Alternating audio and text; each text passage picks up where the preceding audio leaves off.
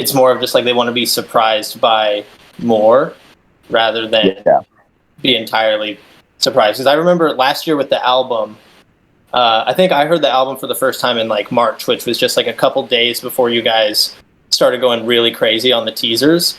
And it 100% would have been an entirely different experience, like listening to it, had I like heard so much of it beforehand.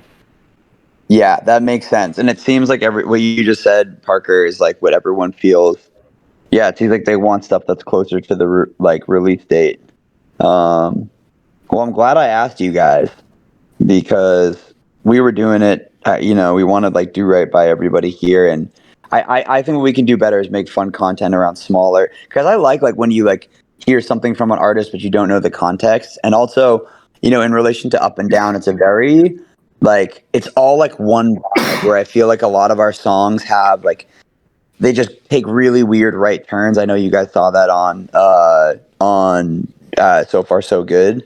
We're like we could tease apart, but it's not indicative of what the whole song's going to sound like.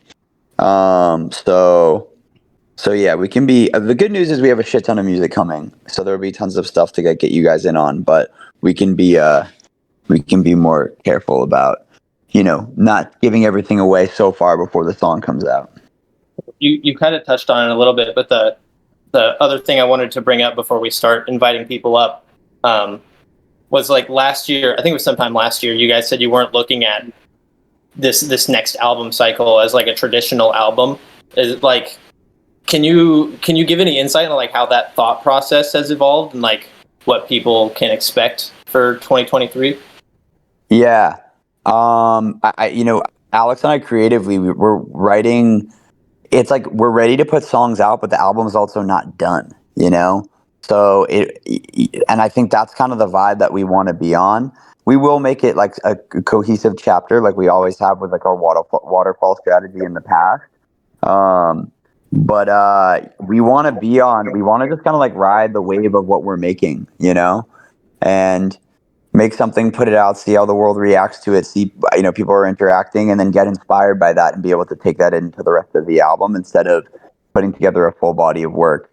I also think it like gives us a lot less rules, and kind of like gives you guys like things to look forward, and we want to keep it special. And I guess I can tell you that we're doing a lot of collaborations now, which obviously we didn't do on the last album, and that's been really fun as well too.